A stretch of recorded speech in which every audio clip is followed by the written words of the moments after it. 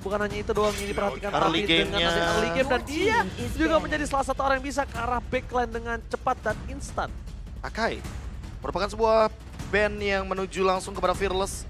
Karena di game yang pertama sangat meresahkan sekali dengan Akai. Kita tahu bahwa power dari kendali area Lord-nya ini sangat penting sekali. Dan ditambah dengan power tersebut, Retribution sudah bisa dipastikan sangat on point nantinya ketika ada di tangan dari Akai. Langsung dibalaskan juga dengan Faramis.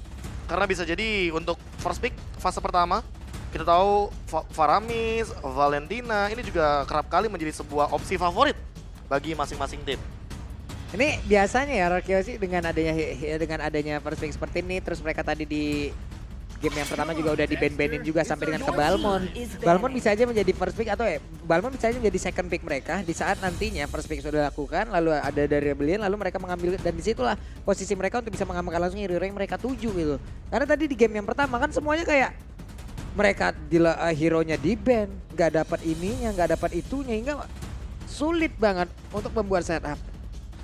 Apalagi dengan posisi sekarang mereka sudah respect sekali dengan ada permainan dari seorang Akai. Dan satu hal yang mereka perhatikan kali ini, apakah Paquito akan dilepas ke arah posisi dari tim RRQC yang masih menjadi flex pick. Ketika ada Paquito dilepas, tandanya mereka sudah mempersiapkan counter. Ada Melissa, ada Lilia, dan ternyata lebih ke arah one-one respect untuk seorang Scalar. Salah satu damage terbesar yang dilakukan dan ada satu buah Valentina. Memiliki arah Paquito tetap kali ini. Ya, flex pick yang paling fleksibel untuk sekarang. Bisa ditaruh di XP lane, jungle, gold lane. Drian juga pernah membawa di area mid lane. Yes, dulu. Itu dulu. Dulu, betul. Dulu LJ sempat membawa Paquito roamer juga. Yang namanya hal-hal tersebut tidak akan pernah kita lupakan tentunya. Tapi kalau ngomongin soal Rebellion Zion, opsi hero yang terbuka saat ini mungkin masih ada untuk hero high ground yang tadi sempat kita bahas. Varsha salah satunya. Yang Swallow pun sempat untuk membeli waktu ketika memang sangat dibutuhkan sekali dalam sebuah teamfight besarnya. Area of evac, clear cepet, burst damage, escape-nya ada, wings by wings. Nah, kepentok dah tuh. Sabar makanya Pak, pelan-pelan. Kebentuk. Ya, dan untuk saat ini kalau kita ngomongin soal Valentina, Balmond ini adalah secure untuk teamfight dan area Lord di waktu yang bersamaan. Tapi kalau ngomongin soal Balmondnya sih, ini kontes untuk picknya Amon, apakah mau diamankan oleh Albert sekarang? Karena menurutku tadi kan sempat di-ban tuh, fase yang keempat dan kelima dari Rebellion Zion. Dengan sekarang, Pape ternyata. MPL Season 10 boleh dibilang season paling keras. Sepanjang sejarah, sangat keras dan banyak kejutan. Bahkan bukan hanya untuk Setuju, Pak? Pape, tapi untuk kita semua. Untuk kita semua, Pak? Untuk kita semua emang MPL Season 10 memberikan kejutan. Dan bahkan permainan dengan draft yang luar biasa dan mungkin bahkan kita bisa bilang di season 10 ini gak ada sama sekali bisa ditebak event Impam yang sekarang berada di posisi 8 sekalipun. Iya, Matilda Beatrix, salah satu hero dari Skylar juga. Yang dimana kita tahu bahwa Beatrix di tangan Skylar, snipernya ini menjadi sebuah senjata yang cukup mematikan. Apalagi dengan hitbox yang makin lebih pasti lagi nih untuk di patch terbaru. Walaupun damage dari Wesker-nya ditingkatkan dan untuk dari segi hitbox-nya itu dikecilin. Tapi makin deket makin lebih mematikan. Makanya kalau kita ngomong soal Wesker itu adalah senjata yang high risk high reward. Karena lu harus mendekatkan diri lu gitu. Iya, Bentar, ada resiko tersendiri. bentar. Gue mencium sesuatu aroma Apa? jahat dari Skylar. Apa tuh? Apakah dia bisa akan membalikan keadaan dengan adanya backdoor yang dia miliki? Backdoor. Walaupun sekarang kalau dengan kalkulasi bukan dengan 4 damage saja, tapi 5 damage. 5. Tapi apakah akan ada surprise attack yang dilakukan oleh sekarang Skylar? Tapi apakah di situ untuk di gold lane akan dibiarkan begitu Wah, saja? dihilang-hilangin ya MM. Karena kalau ngomongin soal sekarang, ya XP laner. Ini udah maksudnya diamankan aja juga. dihilang-hilangin. Kemungkinan Iritel menjadi korban. Melissa bisa dihilangkan Atau juga. Ben Benedetta-nya. Yap. Karena kita ngomongin soal tadi ada sempat pick yang mungkin cukup mengganggu bagi teman-teman dari Rebellion Zion, Benedetta. Esmeralda pun menurut aku di sini di patch terbaru ya lebih tepatnya ya. Tidak menutup kemungkinan akan ditaruh di gold lane juga bisa. Kita tahu sendiri bahwa Rebellion Zion mereka kerap kali untuk melakukan sebuah flex pick. Dan kalau ngomongin soal sebuah pick yang mungkin kali ini sudah mulai diamankan dari segi banning phase-nya, Dairot, berarti ada kemungkinan bahwa Esmeraldanya fix di EXP lane, Yes, bukan di betul gold banget. lane. Betul Di sekali. Rennes. Dan ini bakal lebih menutup untuk seorang R7 untuk hero lainnya. Memaksakan Paquito-nya akan ada di arah offlaner. Padahal, kalau menurut aku pribadi, ini bisa jadi di arah jungler tadinya. Tadinya. Tapi dengan posisi seperti ini, Iya. mungkin akan lebih dipaksa menuju ke arah offlaner. Iya, apalagi ditambah dengan Estes yang dibuang. Berarti akan ada hero yang lebih menuju kepada team fight. Emen kah? Akan diamankan bagi teman-teman dari RRQ Hoshi karena Balmonnya sudah diamankan terlebih dahulu. Bagi teman-teman dari Rebellion Zion ketika kita melihat first pick tadi, fase yang sangat cepat sekali pada fase pick yang kedua. Dan kalau kita udah ngelihat bahwa Esmeralda, inget Esmeralda dengan Genius One itu tembus pakai Endless Shard. Dan ini yang mungkin masih bisa diperhatikan sama teman-teman dari Rebellion Zion. Mereka butuh penangkalnya untuk satu sosok tersebut yang mungkin no target kali ya. Untuk penggunaan skill-skill shotnya. Karena Valentina sudah diamankan. Gold lane mungkin di retail yang masih terlepas. Dan untuk komen dari Mars, pemain paling improve mungkin di RBL ada si Dairon. Lumayan dia improve-nya dari season lalu. Jauh. Setuju. Brody Jauh dengan banget bisa dibilang. Brody. Oke, Brody, hero yang cukup kuat. Eh. Pakai baru beberapa belakangan ini dan range yang cukup jauh. Handle terhadap Link. Handle terhadap Link. Jadi mungkin menutup kemungkinan atau opsi ketika Link akan menuju kepada gold lane itu bisa sedikit deny. Tapi Sama tidak menghandle pergerakan terhadap Brody. seorang Karina. Cintaku pada RRQ bagaikan kill di in-game. Cuma bisa bertambah, gak bisa berkurang. Kelas. Oh, benar. Kelas. Benar. Dan apa tuh? Ya, nggak kelihatan tuh. Ya gak kelihatan Om. Ya, maaf ya. Maaf ya bukan nggak mau bacain nih. Mau kita bacain. Pengen kita bacain, sampai yang salah aja kita bacain kadang kemarin. Bapak itu mah. Kenapa bobo kita, Pak? Oke, tapi nampaknya kali ini 2 pick terakhir dari tim RRQ Hoshi. Ada seorang Clay dan bahkan Fredrin terbuka dengan sangat bebas kali ini. Ya. Dengan posisi ada Esmeralda dan juga Balman ini menjadi keuntungan yang cukup tinggi, Profesor KB. Apalagi kalau ngomongin early game berarti sebelah kanan atau Rebellion Zion mereka harus terfokus kepada bagaimana cara untuk menahan agar game ini tidak terlalu late game banget ya. Karena emang ini Fredrin late game powernya sangat menjengkelkan. Efek knock up-nya banyak, ada efek taunt, damage-nya juga tinggi. Untuk menumbangkan dia juga susah. Dan mau tidak mau, kalau ngomongin soal roamer, Rafaela menurutku di sini juga bisa menjadi opsi yang bagus.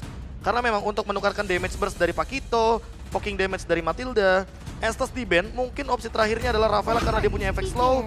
Dan dia punya Ruby lagi. efek stun tapi ternyata Ruby yang lebih pasti. Sehingga nantinya ketika kita ngomongin soal teamfight besar, Paquito dan Matilda akan sedikit terancam di sini. Gue suka banget sih pemilihan Ruby ini sangat-sangat cocok. Kenapa? Dengan posisi dari beberapa hero dari tim RRQ Hoshi. 2 melee, jungler dengan ada Paquito, Ya. adanya Lunox, bahkan Lunox bisa Escape tercancel. way-nya juga dikit. Bener-bener diberhentikan pergerakan dari segi crowd control-nya. Oh, aku lihat tadi get well soon. Get well soon! Untuk? Semuanya Rebellion Zion. Oh. Bener dong, kita juga mendoakan yang terbaik untuk teman-teman dari Rebellion Zion. Semoga lekas, sehat, dan juga bisa kembali beraktivitas. So sweet. Cepat sembuh. Oh, Kenapa begitu sih? Iya, diucapin ayang. Kenapa sih? Ya udahlah ya, ini dia game kedua kita teman-teman semua. Antara RRQ Hoshi dan juga Rebellion Zion. Oke, EPL Arena masih semangat kan? Kalau gitu boleh minta tepuk tangannya. Yes, kita menuju ke arah game yang kedua. Akankah Rebellion kembali menjadi mimpi buruk tim RRQ Hoshi? Atau sebaliknya RRQ Hoshi menolak pulang bawa telur kali ini? Kita bakal menuju ke game yang kedua. Let's go to the lane of doubt. Oke, sekarang red team dimiliki oleh RPL. Mereka sudah masuk juga ke zona farmingnya masing-masing. Begitu pula yang akan dilakukan oleh pemain RRQ Hoshi, Albert. Dengan Paquito-nya. Kita lihat bagaimana damage yang akan dihasilkan nanti pertarungan terjadi di bagian tengah. Clay dengan talent pulse yang dia punya udah mengamankan pula sedikit wave minion agar menambahkan lagi nih satu perolehan darah yang dia punya. Tapi Albert dengan roh kursa yang diamankan menambahkan lagi satu levelnya dan purple buff adalah tujuan selanjutnya. Ini agak sedikit membingungkan permainan dari tim Rebellion City yang mereka harusnya bisa memenangkan laning phase dan juga cutting minion. Karena kenapa? Dari posisi offlaner yang tidak bisa ditumbangkan dari seorang Freddy dan bahkan di sisi sebaliknya Clay Maka coba untuk memberikan sedikit poking damage early magic yang dimiliki dari seorang Deden from Bogor. Kalau menurut gue pribadi Profesor, ini mereka sangat unggul dengan ada cutting minion dari sisi offlaner. Karena mereka pertama tidak ada yang bisa menumbangkan Esmeralda di early game. Di early game Fredrin mungkin juga sulit. kita ngomongin soal 8 menit awal. Yes, betul. Bagaimana cara mereka untuk menabung, mendapatkan sebuah dominance size ini akan menjadi sebuah perjuangan. Tapi Wijanarko juga dalam ancaman. Sakit banget dikejar sampai ke belakang. Untungnya Wijanarko masih punya flicker dan selamat.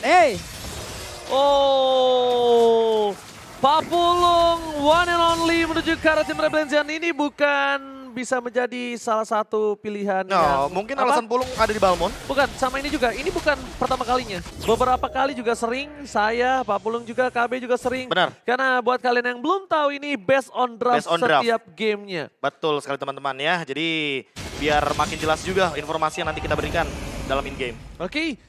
Akan ada perebutan di arah Turtle yang harusnya dari segi kalkulat damage dimenangkan oleh tim Rebellion.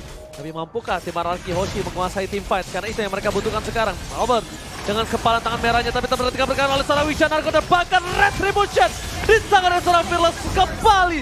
Tapi di sisi sebaliknya first blood di tangan Albert mundur ke arah belakang. Rebellion melepaskan Dairon begitu saja. Oke, satu Turtle berhasil diambil tapi mereka kehilangan XP lanernya. Gak jauh berbeda seperti apa yang terjadi di game yang pertama.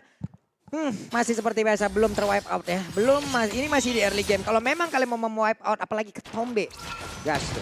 Head and shoulder langsung digunakan. Betul sekali, apalagi kalau kita ngomongin soal... Nah, ini dia stikernya. Back. Jangan lupa beli stiker back. Betul, bahkan stikernya udah dari tanggal 20 ya. Bisa kalian cek sendiri di dalam in-game shopnya Mobile Legends Bang Bang. Alright. Kita bakal back to the lane of dawn. Swallow kali ini cukup berbahaya. Pergerakan yang agresif tapi flicker ke arah belakang masuk ke dalam zona tim Rebellion. Nampaknya untung ada tahun dari R7 dan Deden from Bogor. Dengan perstemasi Dark Ring akankah dikeluarkan begitu saja? Nampaknya tidak karena dia objektif entah Balmond atau Esmeralda. Cuma dua itu target gua. Iya, apalagi kalau ngomongin soal burst down single targetnya, ini Dairon bakal menjadi sebuah opsi. Dan mungkin sudah mulai dilakukan di arah bottom lane. Oke, tapi Balmond hadir untuk memberikan langsung bantuan ke area tersebut. Coba lihat Cyclone Sweep-nya dikeluarkan. Tapi untuk Esmeralda tidak akan bisa bertahan lagi. Dan menurut gue ya mungkin yang untuk kali ini agak sedikit bingungan Valentina loh. Yes. Valentina agak bakal bingung banget loh harusnya di game kali ini. Alright, dia secara nggak langsung bisa dibilang cuma satu yang bisa diamankan dengan cukup maksimal yaitu Finn. Dia menjadi inisiator, lihat Terrify-nya dan bahkan I'm offended. Finn masih dengan satu masih ke Eagle muter-muter dua-duanya dan tidak ada follow up damage dari tim Araki Hoshi. Terlalu jauh, Clay memaksakan masuk malah dia yang harus tumbang karena Ice-nya bebas banget untuk melakukan satu buah free hit di big line-nya. Betul sekali, tapi di area jungle lagi dan lagi. Wah, dikeroyok. Bener-bener 3 player all in ke arah Fearless. Sebuah pick off ya, lagi dan lagi. Cuma itu yang bisa dilakukan tim Araki Hoshi karena udah terlihat dengan Clay dari tadi ketika ada banyak terbuka dari segi posisi mendapatkan point kill. Dia menahan banget untuk darkeningnya. Ternyata bukan untuk skill escape, karena darkening juga bisa skill escape. Bisa dash. Mini flicker aku bisa bilang. Mini flicker, mini dash, apalagi kita tahu bahwa dealing damage dari darkening itu tergantung total damage dari lawannya. Kalau misalkan lawannya makin tebal, otomatis damage yang akan diberikan makin lebih maksimal. Dan itu yang mungkin akan elaborate sama Dairon dan juga Fearless, yang dimana Balmond dan juga Esmeralda akan menjadi dua target operasi dari Clay. Ini di area Turtle sendiri juga mereka belum masuk, apalagi dari Fearless-nya masih berada di bagian belakang, belum mau maju ke depan. Tapi untuk Albertnya di bagian... Oh my god! Momentum yang tepat! Wijanarko Kid! Membuat tim Araki Hoshi porak-porangan dan dapat R7. Mundur ke arah belakang, tidak bisa ada contest terhadap Turtle kali ini. Dan Albert down, Finn down, dan Swallow masih mau lebih. Clay dibuat dari fight, dibuat kebingungan dan harus menggunakan Order Blades-nya membuat Clay kali ini kehilangan daya dobrak dari mid lane karena tidak bisa melakukan clear minion. Ketika mid lane-nya pecah ini terbuka dari jungle tim Araki Hoshi yang membuat akan sangat besar potensi ganking terhadap seorang Skylar. Iya, apalagi nih power dari invade jungle-nya power banget ya. Wijanarko, apalagi Wijanarko-nya awal-awal langsung mau bikin Athena Shield loh. Dia langsung mau respect sebuah dealing damage yang sangat amat tinggi dari Clay, sehingga nanti akan ada badan dari Rebellion Zion. Sisanya, kalau kita ngomongin soal Fearless juga menjawab dengan Radiant Armor darah tambahan, Magic Defense, dan secara dia langsung memaksa Clay untuk membuat ke arah Genius One atau bahkan Glowing One. Yes. Bukan hanya itu aja Profesor KB, tapi juga langsung dengan adanya Heptasis yang dimiliki para pemain dari tim Rebellion Z. Ya, heist-nya mau snowball ya. Mau snowball. Heptasis untuk Brody itu emang buat snowball. Dan apalagi murah. efek slow, murah, dan multiple damage ketika 5 detik kalian tidak ngapa-ngapain. Betul banget. Jadi poking damage-nya di arah gold lane dia udah menang juga. Dari segi range dan juga sekarang posisi Skylar tidak bisa melakukan combo lagi terhadap Yes. seorang Heist sementara waktu. Karena bisa di stun, dihentikan pergerakannya, malah Skylar yang udah gak punya short skill untuk escape lagi. Dan masalah selanjutnya adalah nanti ketika mungkin kita ngomongin soal objektif, ingat ada Balmond, Fearless. Ini menjadi sebuah satu kunci ketika kita ngomongin soal retribution dan juga lethal counter. Itu udah jadi natural banget. Balmond di area Lord, area Turtle, itu secure-nya hampir 90% ke atas. Betul banget, secure angka yang cukup tinggi dari segi damage dan juga objektif gaming terhadap Turtle dan juga Lord. Tapi di sisi sebaliknya, Yap. melihat adanya para pemain dari tim Rebellion Z di arah bottom lane, nampaknya harusnya tim RRQ Oshi udah mulai concern untuk menuju ke arah belakang Freddy-nya, R7. Dia masuk lebih dalam aja. Dia bakal berbahaya dan bisa dipastikan R7 bisa ditumbangkan dengan posisi gold leading hingga 2600 kali ini. Ya perlahan-lahan tapi pasti sih gold leading ini bakal menjadi sebuah jawaban juga bagi Rebellion Zion ketika mereka masih mau lagi nih untuk mendapatkan objektif terutama bagi Turtle 5 lawan 4 sepertinya. Yap. Oke, tapi nampaknya RRQ Oshi lagi yang memancing keributan. Swal Amam Vendetnya cancel Buset, kali ini. cepet. Tidak ada tapi Clay telah memberikan informasi dan Legend. Lethal counter plus retribusi di sound point. Albert mencoba untuk mencari di mana pergerakan dari seorang Wichanarko. Dari depan sana, Swal mencari pilihan. Albert memisahkan diri dari tim yang terjadi dan Wichanarko again. My Membuat RRQ Oshi tunduk, lemah, tak berdaya. Ditabrak sang banteng Wichanarko. Ditabrak sang banteng barusan, satu setupnya gagal lagi di area Turtle. Untuk Rebellion Zion, mereka hanya memantau dari kejauhan tapi mendadak. Di saat mereka maju bersama dan Wichanarko di sini mengambil peranan penting loh. Efek tahun ditambah lagi Donald Walking, ditambah lagi Amam Vended, pusing Pak. Itu Enggak, itu empat pemain sih kena. Iya ini efek Terrifying itu udah bikin Keras pusing. banget Kena masalahnya. Donald Walking, kena Amam Vended lagi. Dan bayangkan Sakit. kalau misalkan mereka ready set up.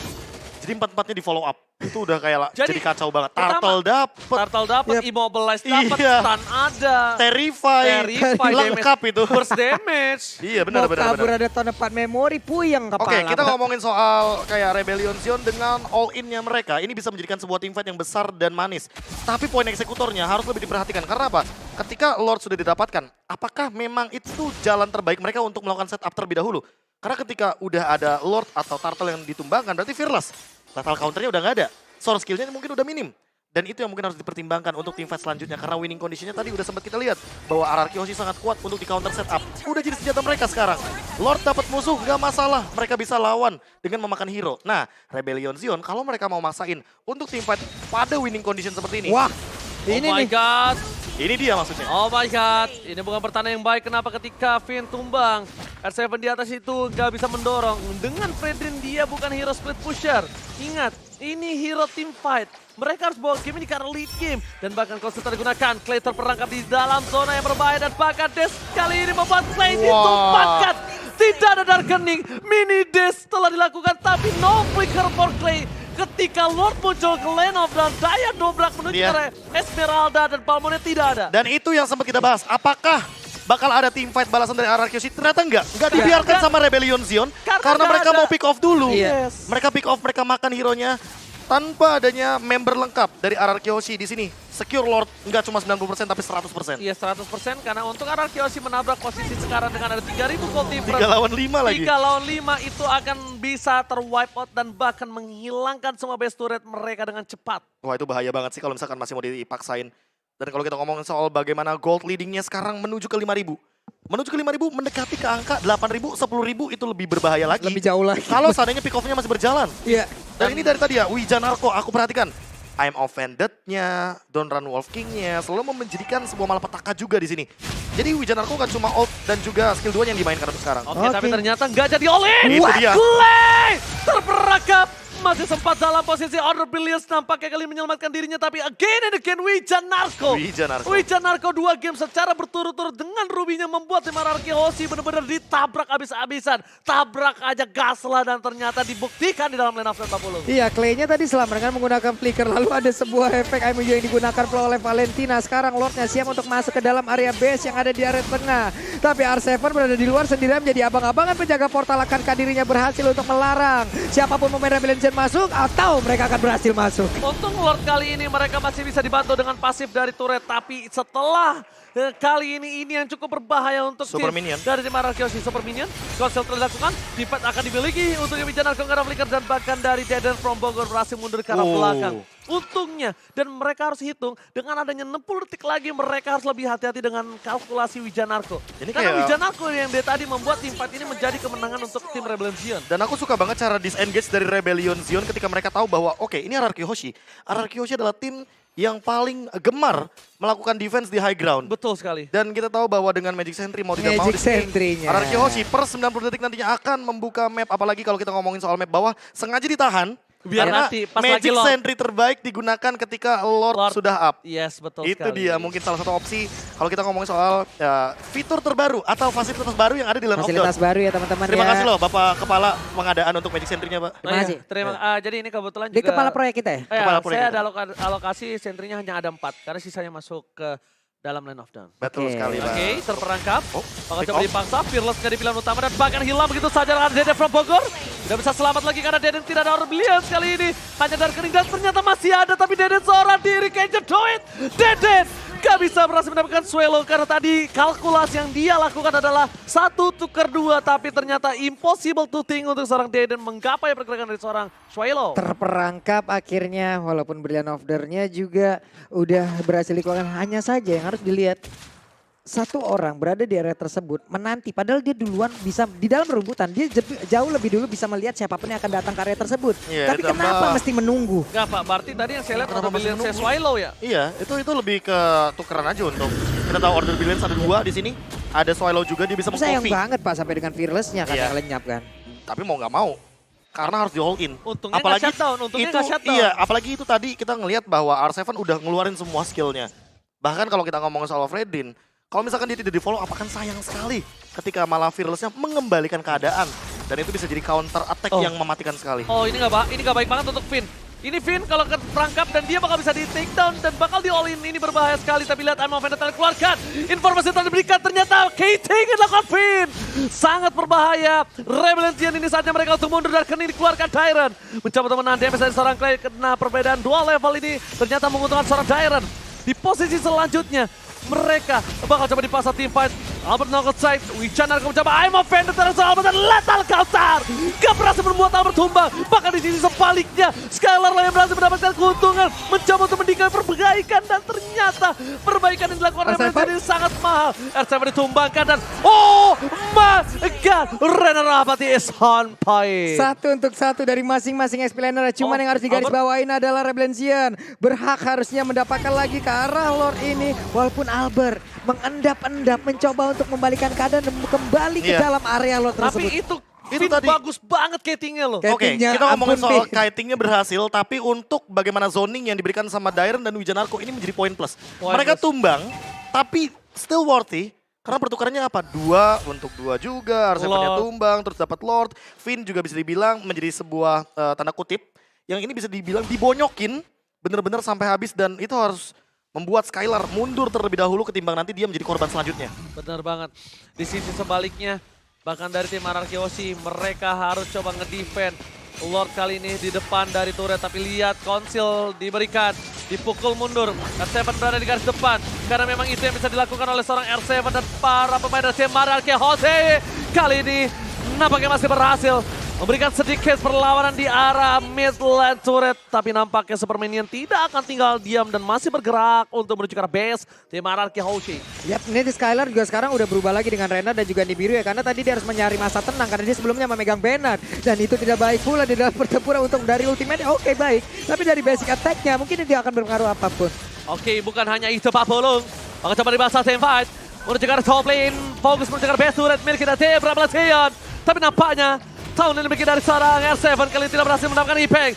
Masuk ke arah base-nya, Albert terlalu dalam dan ini dia yang dilakukan dari Rebellion. Keputusan yang sangat Disengage tepat. lagi. Disengage lagi karena mereka sadar Profesor KB telah bilang Arkeosi sangat gemar dalam team fight di dalam base turretnya. Respect. Respect is real. Sebuah keputusan yang paling tepat ketika kamu tidak mau melakukan teamfight di area high ground. Paksa teamfight di river, di jungle. Masih banyak kok teritorial yang bagus untuk melakukan teamfight. Apalagi kalau kita ngomongin soal damage dealt by Axe. Swallow 53.000, dia tertinggi di sini. dia memegang peran penting untuk memberikan dealing damage. Apalagi kalau misalkan efek Terrify-nya itu kan kayak bentukan kipas lama Iya, kan? kipas. Kayak kipas kan? Betul. Fun Sharp. Dan itu kalau di area jungle bisa kena semua member RRQ Hoshi. Itu yang nanti akan menjadi poin penting karena dia untuk sekarang damage deal-nya paling tinggi nih. The carry kita. Untuk Swallow. Ini Swallow dengan semi melee yang ada di dalam tubuh dari Valentina ini Oke. menghadapi siapapun, coba deretan pemain dari RQOC, positioning, timing dan efektivitas tiap skill yang dia punya itu yang bagus banget loh. Bukan itu masalahnya, dari seorang Dairen dia memotong Albert juga, jadi nggak bisa nge-follow What? Finn, nggak bisa memfollow seorang RC mendapatkan Finn almost down. Finn. Lethal counter belum dikeluarkan dan bahkan di sisi sebaliknya hilang begitu saja. Ini bencana. Rebellion menyisakan Skylar seorang diri dan bahkan ingin menyelesaikan one out. Mimpi buruk terulang kembali untuk Kararki Hoshi. 2 poin penuh tas. Sejarah baru pun terbentuk, diseruduk oleh Banteng.